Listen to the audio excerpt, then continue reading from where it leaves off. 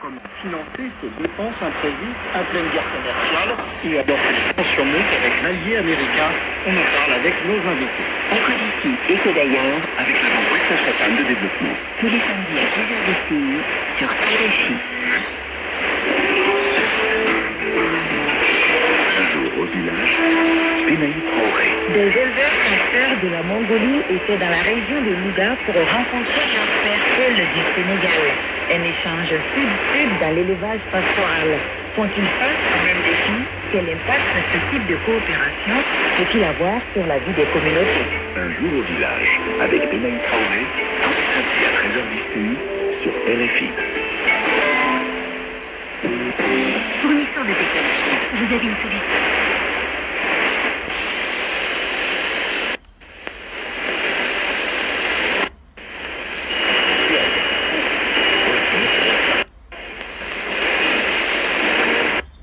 Actually, Frank will sign here.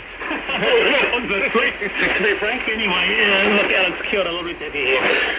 Thank you. That's he's the former chairman of the Thailand NZ Business Council, founding trustee of Dog Hunter. I have a fantastic super trank, the radio, the old radio head, they call him. And Damien Bird, great to have you here. You're obviously home to Perth, your Tupperware. Oh yes, I'm taking that home with me. So I've got some free Padawans for you. Nicky Pellegrino, great to have you here. Yes. I'm honest Chapman right here on RNZ Nationals, the panel, thanks to Olivia Wilson, our producer.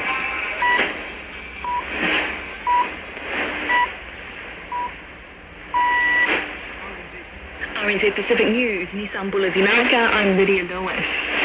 A regional gender-based violence campaigner says religious and traditional excuses need to stop. Shamima Ali told a Talanoa session in Fiji that before colonisation there was equal sharing of duties.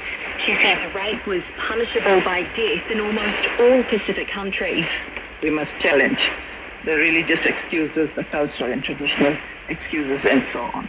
And we have to also stop, in the Pacific, we have to stop letting people tell us that these are foreign flowers, human rights and so on. It isn't. Human rights is for everybody, everywhere. Shamima Ali says religious ideas supporting sexist views need to change.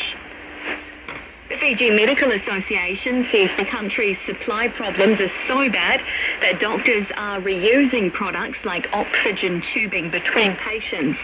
Association President Dr. Alapate Vakamodea says the shortage is affecting Fiji's public health system.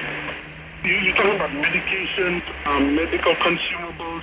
For example, we're having to reuse what do you call this?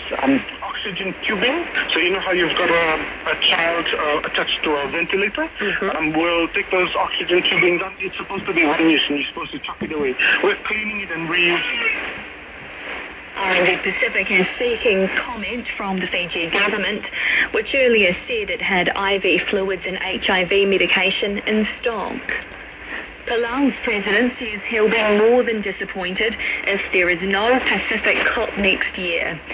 Suranga Whips Jr. is in Australia and says hosting COP31 in partnership with the Pacific is Australia's opportunity to lead on the world stage with credibility and conscience.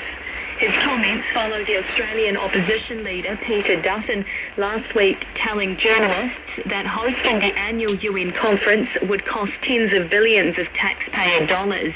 The Guardian reports Mr. Dutton describing it as madness and not something we're supporting. The Pacific has never hosted a COP meeting.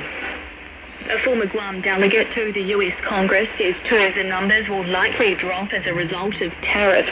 The cost of living is already high in Guam, and Robert Underwood says the tariffs will just make it worse because Guam imports most of its goods from the US. He says Guam will see a similar effect to Canadian tourism numbers dropping as a result of the trade war. There should be some concern on Guam that as a result of these tariffs, there might be reduced travel from Japan and South Korea to American places. Donald Trump is lowering all Liberation Day tariffs to 10% for 90 days, while negotiations continue except for China, Canada and Mexico. The National National Geographic Rapid Assessment Expedition has found Tokelau's coral reefs appear to be recovering following coral bleaching. Tokelau's Natural Resources and Environment Department Director says that it is very encouraging news. Asipa Leo says coral bleaching is very common in Tokelau. We suspect that it is because of climate change and the sea level, the sea temperature is getting warmer. So here in Tokelau, a lot of our schools are having activities where they go out to the reefs and do coral works like coral planting. A full report is expected to be delivered to Tokelau's 3 village councils in July. Foreign Minister Winston Peters says New Zealand's commitment to the Pacific endures through the political divide. The minister is leaving today for his week-long trip, visiting Tonga, Hawaii and Vanuatu. He's bringing a cross-party delegation, including Pacific People's Minister Shane Reti, Deputy Labour Leader Carmel Sepuloni and Greens Foreign Affairs spokesperson Tiano Tuiono. Mr. Peters says the Pacific is in the middle of a challenging geostrategic environment. New Zealand's commitment to the Pacific is long-term and endures through successive governments and across the political divide, across the hallway in Parliament. That's why we are visiting the region with a senior delegation from across our Parliament to listen to our partners and learn more about the Pacific's priorities. Australia's Prime Minister Anthony Albanese says the latest reversal on US tariffs just reiterates what he's calling an adult approach to negotiations. Donald Trump has paused his swinging tariffs on virtually all countries and instead imposed a 10% tax on imports, except for China. Mr. Albanese says the changing nature of Mr. Trump's decision is cause for consideration. What it shows is that the US administration changes its position on a regular basis, and on that fact, we need to make sure that Australia is considered in the way that we go forward. Meanwhile, Mr. Albanese's Labour Party has knocked back a request from China to join hands and fight back against the US tariffs. Share markets in the Asia-Pacific have responded to Donald Trump's reversal on tariffs following the markets in America. The BBC's business correspondent, Mariko Oe, is tracking all the ups and downs of the Asian markets. Japan's Nikkei opening about 8% higher. All the other Asian markets have also opened higher. South Korea up about 5%. Taiwan up almost or more than 9%, almost 10% now. Of course, Japan and Taiwan, they were some of the biggest losers up until yesterday. Also, Hong Kong and the mainland Chinese stock markets reopened for trade about 45 minutes ago, and Hong Kong is up about 4 to 5% as well. Interestingly, the mainland Chinese stock market, they've actually not been doing too badly at all, despite the fact that the trade war between the world's 2 biggest economies has escalated and is about to escalate even further in just under 2 hours when China slaps that retaliatory tariffs. And President Donald Trump has signed an executive order to provide funding to revive US shipbuilding. US lawmakers have long warned about China's large navy and its growing dominance in shipping, while US shipbuilding has declined markedly in recent years. In sport, the Hurricanes are drawing inspiration from former All Blacks loose forward Jerry Collins ahead of their Super Rugby clash with the Crusaders in Wellington tomorrow night. Collins, who played 85 games for the Hurricanes and 48 tests, died in a car crash in France in 2015 alongside his wife Alana Maddell. He was 34. Collins' dad and sister presented the Hurricanes jerseys this week, and midfielder Peter Umaga-Jensen, who's set to run out for his 50th game for the franchise, says he watched Collins play alongside his uncle Dana Umaga when he was a kid. Some of the highlights that they were showing in the video, you can see how much he meant to the game and what he did, and some of the stories that were told, and what he did for some of the people over in the interview. Was really special, and hopefully we can do a job for him this week. The Crusaders are second in the standings, with the Hurricanes 7th and seeking to climb into the top 6 playoff places. And that's the latest news and sport for RNZ Pacific. You can read more on our website, rnz.co.nz/Pacific.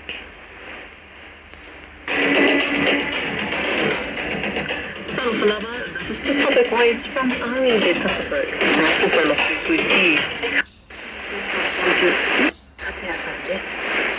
Ce samedi, vous pouvez aussi le réécouter sur notre site internet. François Mazet qui retrouve ce matin pour notre dossier en direct de Libreville. Bonjour François. Bonjour Martin. Élection historique en perspective pour la première fois depuis 1967. Il n'y aura pas de bulletin bonbon. Élection historique et très calme. Oui, parce que contrairement au scrutin précédent, lorsque de vastes coalitions d'opposants mobilisés en masse pour faire tomber Ali Bongo dans les urnes, eh bien cette fois l'ambiance n'est pas du tout conflictuelle. Il faut dire que la campagne apparaît assez bon équilibrée. Le chef de la transition.6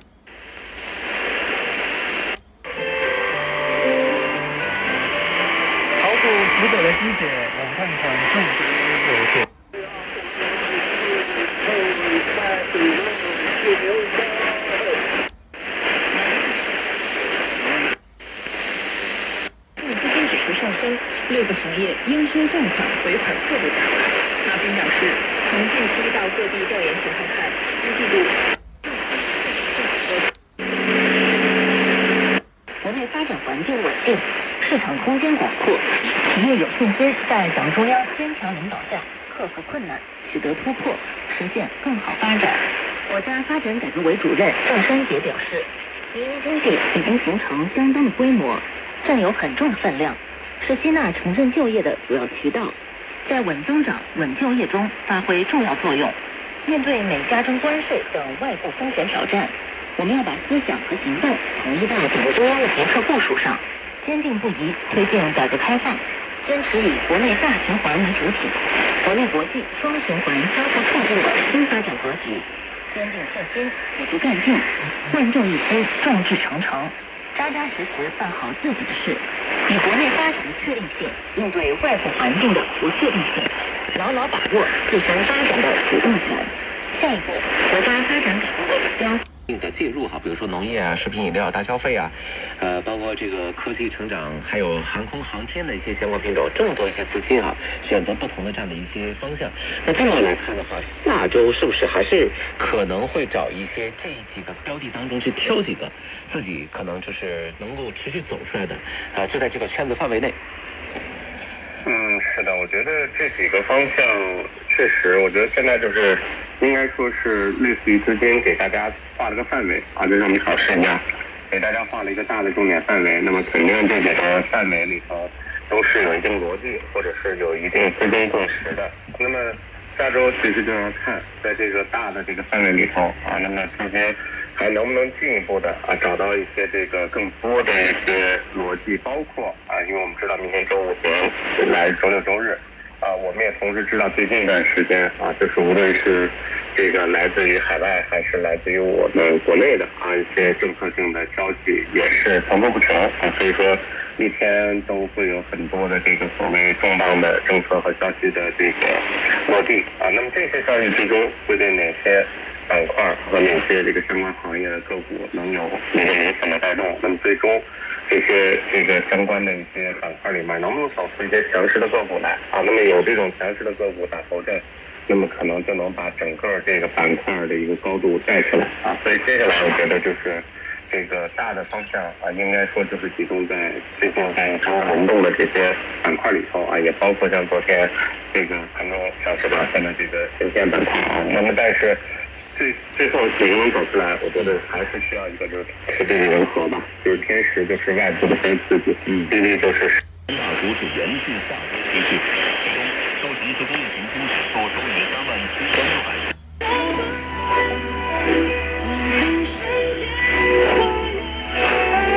37600。Mentality where everything is just refined. Whereas health has a more broad scope and also in the general use of today, how people actually practice martial arts. Health has more benefits than competition for the average person. Well, that is where On the topic of Taoism and Tai Chi, these things are not identical, are they? Or are they? Because most people that are in the West, when they think about Taoism, they think about Lao Tzu and the Tao Te Ching and like maybe the yin-yang symbol. But probably the yin-yang symbol is the only thing most Americans actually know is like Taoism. What is the relationship between Tai Chi and Taoism? Okay.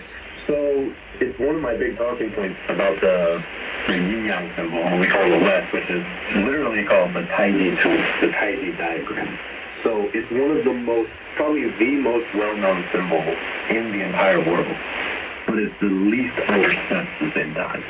So the principle of it, like we see the Taiji symbol, and I talked about this a lot, to where the symbol itself is the yin and yang, the dark and light. And people see this as a very, very enigmatic symbol where you see it and you kind of already have an impression of these two things kind of turning and changing. But the principle of that is based in the Yin-Yang school, but it was absorbed into Taoism, which inspired martial arts, which inspired Tai Chi Chuan, which eventually trickled down into samurai code and was reinterpreted into the Jedi in Star Wars. So like it's in everything. It's just one of those symbols that people really misunderstand the original essence of it.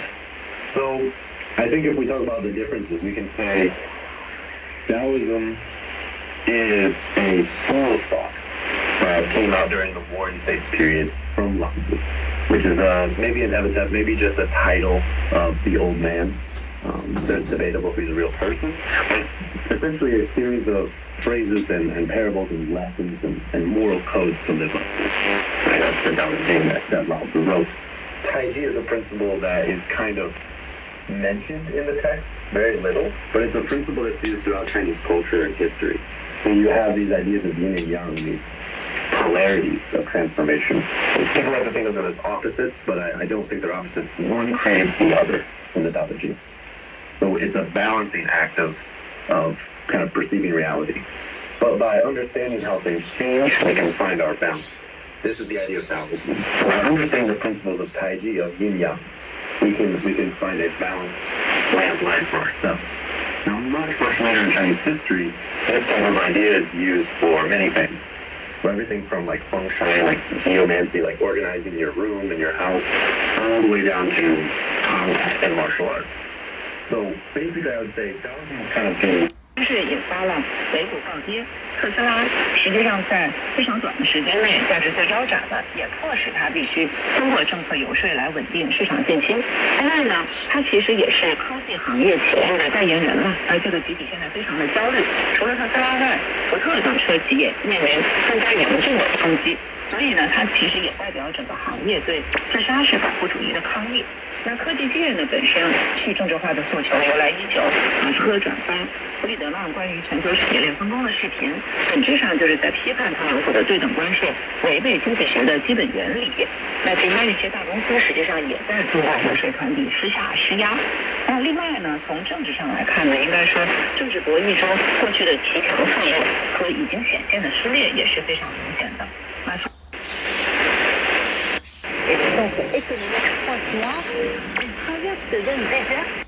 只需在走程序上输入序重、体重、日增重、饲料类型等相关参数，就能快速生成一份基于大数据的最优饲料配方，大幅提高饲料转化率。新疆和田地区、阿布都雪库尔、穆赫查尔。我们时间越来越短了，我们的草原的不能浪费了，然后我们生产的速度越来越快了。近年来，科研人员还积极探索提高养羊经济效益，让羊身上每斤肉、每根毛转化为实实在在的收入。在策乐县的和田羊养殖基地里，夹板通过一台便携式的检测仪，不到30秒就完成了毛绒长度、细度、净容率等多项参数检测，而以往这样的检测需要花上3天的时间。新疆维吾尔自治区畜牧科学院研究员现在我们可以实现1天能够完成600到800个样本的检测工作。一方面呢，为我们和田羊的选种选育工作提供可靠的生产资源测定数据。另一方面呢，也方便为我们的农牧民和毛绒企业提供一个毛品质精湛的一个参考，从而建立我们的优毛优价。新疆畜牧业的高质量发展还体现在基因这一前沿科技领域。当地利用现代生物技术和大数据手段，挖掘畜种的关键遗传信息，通过精准的筛选和管理，实现对优质种质资源的高效选育。国家绒毛养体系首席科学家郑文新。比方它有多胎基因，或者有这个快产的基因，或者有它的这个料肉转化效率更高的这种基因嘛。我们是通过基因芯片这种技术，在实验室很小的时候，我们就可以把它检测出来，我们就可以实现早期选种，科学生产吧。从广袤草原上传输的实时数据，到实验室里解码的牛羊基因密码，新疆正全力培育以数字化、网络化、绿色化、融合化为特征的新质生产力，为新疆畜牧业高质量发展赋能。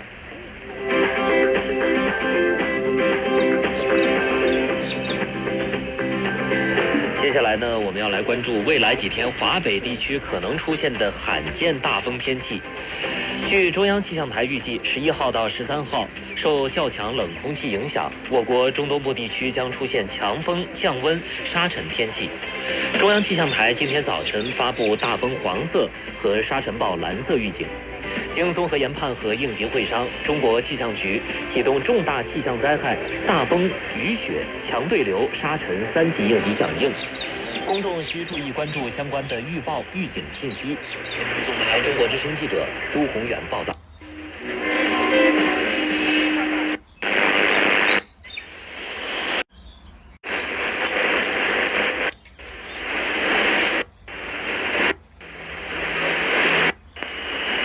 赵宇在线，可以听到吗？可以听到吗？可以听到。那么实际上这个。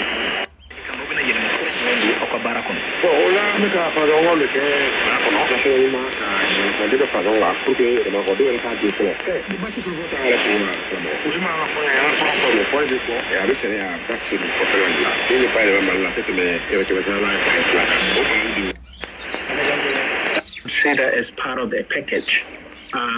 Because it's a few $1 million that's coming to the Pacific, and Tokelau's share of that is approximately 4.2 million, which is a lot of money, US that is, which is a lot of money in terms, I mean, that's about 7 million if you think about 1,500 people and the smallness of our country. It's a lot. So I was really grateful that New Zealand had actually come to the party in providing in advance just to hold us until the money is actually paid over. And then, of course, it's in advance, and also it's a payback arrangement. Our understanding from New Zealand is that this review is continuing until the end of April, and then we will then know what's going to happen. As you're aware, there are all other type of aids, not only to the Pacific, but also to other countries that US has relationship with. Does this put a dampener on not only the government of Tokelau's relationship with the US, but the perception of the people? I tell you what, we had a really challenging time during the March General Forum because the budget committee set first to review Tokelau's budget, and it was just sad, the difficulty in actually trying to meet the aspirations of the people of Tokelau. And we were not able to because we had a shortfall in the fisheries revenue and some of the other revenue that we actually estimated we will receive. And that made it really difficult. The villagers were crying out for, some money to continue their development and also in the department as well. At the end of the day, we had to actually take a cut. Through all sectors, including villages, 2.5%, and that was it was really sad. I saw the struggle in the members of Parliament or the General Forum members, in really debating the issue and how to actually get to the end of the financial, because we had to survive at the end of the financial year. Because any overspend, of course, we would have to balance out in the new financial year. So we're going to be shortfall into the future. So having delay in some of that funding is not useful. The perception of the US.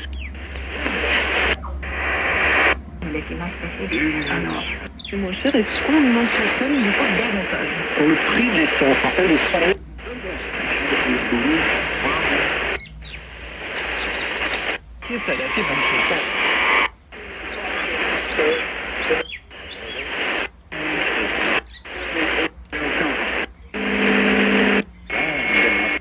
家庭成长且健康状态良好，单只体重不超过15公斤，身高不超过40厘米的猫犬类宠物。中国高铁宠物托运服务具体有什么要求，将为养宠人士带来哪些便利？来听记者唐静的报道。从4月8号起，铁路部门在京沪高铁北京南、济南西、南京南、上海虹桥、杭州东等5座车站间的 G119、118、G121、122、G127、G134、G183、184、G195、196等10趟列车上试点高铁宠物托运服务。北京交通大学经济管理学院教授赵坚认为，近段时间整体上还是有一个比较明显的这个相对于大盘较为强势的一个特征，而且成交量也有所放大。那么如果单从技术上来讲确实最近的这个走势还是这个明显的有点逆周期而行了。短期我觉得如果适当的加大一点仓位这个问题倒是不大，但是还是要提醒的是如果说大盘整体上没有进入到一个平稳的一个状态那么如果说想要它逆势独立走强，尤其是像公司业务也是比较名牌主要就是以甲醇和草酸为主。那么如果说这个没有什么明确的利好和业绩上的一个提升的话，那么想要说是这个走出一个类似于连续大涨的这种行情。Exacto. Y en esa línea, con la fuerza plateada, celebra el papel activo y positivo. Business and technology. Today covers regional and international issues that affect China and the world. Keep up to date with Today.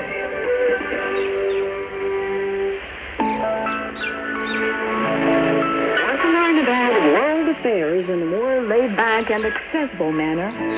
Join insiders, experts, and analysts in the casual setting of the chat lounge to hear their personal experiences and opinions on major events and thought issues. Subscribe to Chat Lounge for free on Apple Podcasts, Spotify, or wherever you get your favorite podcasts.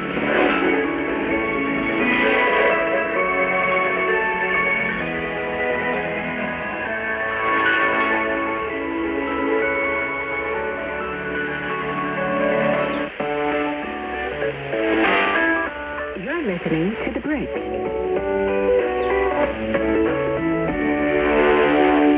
I actually want to ask mostly about philosophy, but I'm guessing most of the people watching want to learn more about your perspectives on martial arts.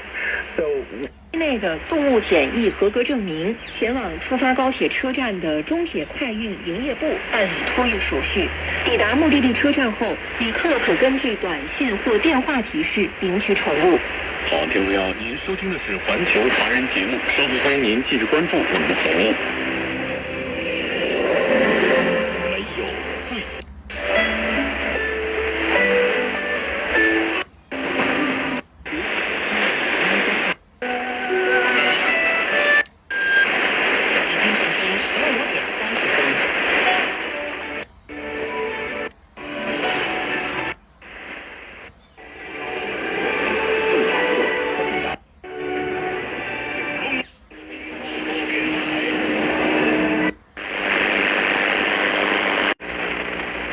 MW Radio.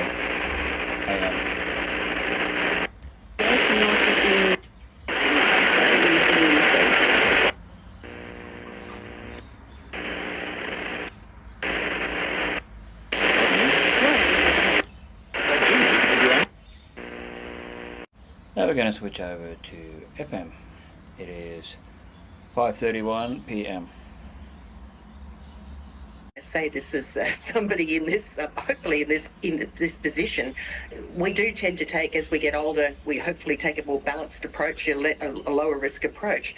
But if you see your retirement savings just suddenly have dropped by about 10%, well, you know, you're not feeling very happy, are you? The Treasurer called a snap meeting on Wednesday, Nikki. He had the Reserve Bank Governor, the heads of ASIC, APRA and the ACCC in Mission Beach social media pages for more information. Going away over the Easter holidays? Before you head off, remember to have your vehicle checked over so you have a stress-free holiday. Tyre Plus Tully is more than just a tyre shop. They have several fully qualified mechanics who will make sure your vehicle is ready for that road trip. Tyre Plus Tully do all vehicle logbook servicing, repairs and maintenance, wheel alignments, balance and rotation, and of course they sell all popular brands of tyres. Book your vehicle in now with Tyre Plus Tully in Richardson Street and keep your community alive. It's all fun at the Innisfail RSL, now open daily from 10 a.m. Tonight, everyone's welcome to trivia at 7 p.m.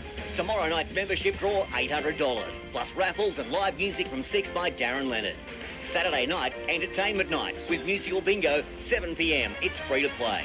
Sunday morning bingo, doors open at 11. The RSL's bistro is open for lunch Thursday to Sunday, dinner Wednesday through to Saturday nights. With members and visitors welcome, see you at the Innisfail RSL. With an election coming up, we're talking about why it's important for your mob to vote. We had a yarn with Dylan from Nambucca Heads. He said, when everyone takes the time to learn, the system works better. That means voters are making educated decisions that include Indigenous perspectives, which leads to outcomes that are fairer for everyone. Our system of democracy ensures that everyone, including marginalised communities, is heard and considered in the electoral process. Your vote can make a difference in your community, so use it. Who you vote for is ultimately up to you. To learn about how you can vote in this election, visit aec.gov.au/Indigenous. Produced in partnership with the Australian Electoral Commission, Canberra. Cool FM, Cardwell and Port Inchbrook, 91.9. guaranteeing funds when money actually for a while couldn't be moved. Last, cutting back to the inside, hoping to pick up some ground. First quarter of the last mile, only 31.1. Shevchenko leads the way. Shevchenko 5 metres, Madame West. Without cover is Mary Jewel, LA Mistress. 4-3 back on the inside. Arcuna's 1-1. War Club now 4 back on the inside. Covered by I'm Extra Special. Jumping Joy is at the tail. So there's no change in the order. They come down the home running. They get the judge and the bell. It's Shevchenko first up, looking to go coast to coast. Shevchenko 5 metres. Madame West every chance in the trail. Mary Jewel doing it hard first over. LA Mistress 3 back the inside. Arcuna, War Club easing 3 wide. I'm Extra Special. Jumping Joy with a friend to follow. Tracks up behind I'm Extra Special. Second quarter, 31.5. It's going to be a sprint home. Shevchenko holding all the aces. 600 metres left to run. Shevchenko 5 metres. Mary Jewel. Madame West is third. I'm Extra Special gets to fourth, but he's solo 3 deep. Arcuna splits runners. The inside LA Mistress. Jumping Joy and War Club. Back straight quarter. It was covered in 29.4. Shevchenko held together. Mary Jewel's called on. I'm Extra Special passing it deeper. Jumping Joy still winding up. Madame West. Next is Arcuna. Wide was War Club. LA Mistress. They're into the home straight. It's Shevchenko with a narrow lead. I'm Extra Special. Jumping Joy deeper out. Shevchenko in front. Jumping Joy is starting to charge hard on the outside. Oh, this is close. Shevchenko, Jumping Joy, Shevchenko. I'm Extra Special. Maybe War Club out deeper for fourth. Next over the line, we've got Arcuna. Down on the inside, LA Mistress, Madame West, and pulling up towards the tail, Mary Jewel. Last quarter and mild rate won't be too far away for Pelican Waters Resort. We'll check those numbers. They're about to come forward at Warrigal, where 4 Mrs. Smith is the $2 favourite. Number 3 wants some $3.60 and 2 How. markets turn in the exact opposite direction to that you'd expect. Now, normally when you have these kind of stock market ructions, bond markets, which I might add are infinitely more powerful and bigger than stock markets, they don't get much attention in the media, but they're far more powerful. Normally, bond markets, US bond markets particularly, are considered a safe haven. So if the stock market is plummeting, big investors, corporations, they pull their money out of the stock market and they send it straight into the bond market to buy up US government debt, because that is considered to be the absolute rock solid benchmark safe haven asset. You know that when you put your money into US government debt, that you are going to get your money back. The government will repay it. There's probably some financial market shenanigans at work with margin calls on various investment and hedge funds. Does the French Navy, banana picking and MMA fighting have in common? Well, a backpacking adventure to Australia has changed one man's life forever. From the French seas to a North Queensland banana paddock, and now professional fighter, Drive's Jess Norton has the story. In combat sports, mixed martial arts, or cage fighting, is becoming increasingly popular in Australia. The sport allows athletes to punch, kick, knee, elbow, stomp and wrestle their opponents, which might seem a bit like open slather. But for professional featherweight fighter Jonathan Kuhn, who hails from Tully, the combat side of the sport was not really the appeal for his beginnings. When I came to Australia in 2016, I was down in Melbourne and I started training Brazilian Jiu-Jitsu. And I stayed a few months and then I came up here in Tully and I was looking for a club to train, and then that's when I met Daryl Mayuki up in Innisfail. They have a fusion fight and fitness. So yeah, I started training in Jiu-Jitsu, and then one of the trainer was here, Clayton Cook. He just told me to come around and hit the pad, and then I got started in striking in Muay Thai. So I actually wasn't too much in love with the striking part. I was more of a jiu-jitsu guy, so there's no striking. It's all about submission and controlling your opponent. And once Clayton got me onto the pads doing some striking, and then straight away he put me onto some fights. So I guess it sort of start growing from there. By memory, I think I fought like about 2 or 3 years in Muay Thai, and then straight away I went into MMA because that allowed me to keep training in Jiu-Jitsu, wrestling, plus doing the striking, because you got to do both of them, like all of it. It wasn't long before he went professional and found himself in the middle of a cage. I've had a few amateur fights, and I felt that it was time for me to go to the next level. And also one of the major decisions was at amateur level you do not get any purse for your fight, so you can put as much effort that you want, and then fight on the night you're not getting paid on anything. And I was at a point in my life where I was having kids and working, and I was training pretty much every day, so it just sort of makes sense for me to go professional. After 2 pro fights in Sydney and Canberra, Jonathan travelled to New Zealand to hone in on his skills. I went to the City Kickboxing located in Auckland, and that was a really game changer for me, just to be in a room surrounded by professional, which we don't necessarily have up here. So if I'm getting ready for a fight, I have to travel to Cairns or in Innisfail and maybe Townsville as well. I just took 2 weeks, and every day I was training morning and afternoon. That was a really game changer for my fight, because I felt more than ready when I came back. Jonathan wasn't always a fighter, spending time in the French Navy and, of course, on a banana paddock on his move into North Queensland. When I left France, I just graduated, which would be grade 12, I think, in Australia. So I just graduated, and I spent a few months in the French Navy, and it just wasn't for me. And then I just decided to grab my backpack and come to Australia. I never thought I would stay that long. I was just supposed to stay a year or two for that working holiday visa. In terms of work, it's been challenging. You go from working holiday visa to then applying for your permanent. And when COVID happened, I was on a bridging visa, so it was very challenging to find a decent job, I would say. So I was working on bananas, which is a pretty hard job around here. So work was a little bit all over the place. And then I was lucky enough to find a job at the Department of Agriculture, and after that, Department of Resources. And then I decided to open my gym in Tully, and now that's the only thing I'm doing. On a recent fight in Brisbane, his hand was raised as the winner, opening new doors for the athlete. To get the win back into the winning column was really good, especially putting that much effort, because it's 3 to 4 months preparation when every day you're thinking of that particular day, and then you got to do your diet because you got to cut weight as well.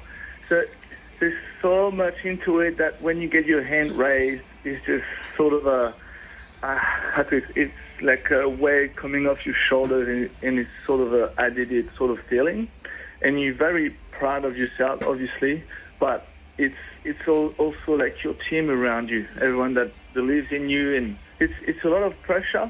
But at the same time, after the fight, is the moment when you enjoy it the most. Is that relaxation sort of mindset. You're like, oh, okay, this is done. On to the next one. So no, it's a great feeling. And of course, he had the entire Tully community supporting him. I come from France, which I was living in near Paris. It's something that I've realized pretty quick living in a small town, is that people just know you, even if you're not, professional fighter, even if you're just living in town. So it's just a really good feeling to be part of a small community. And it did put Tully on the map. Yeah, very happy with that.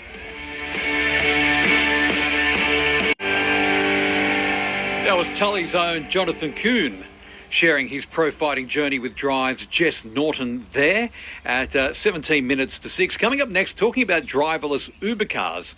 And I was wondering on the text line, 0487 993 222, would you get in an Uber car or a cab if it didn't have a driver?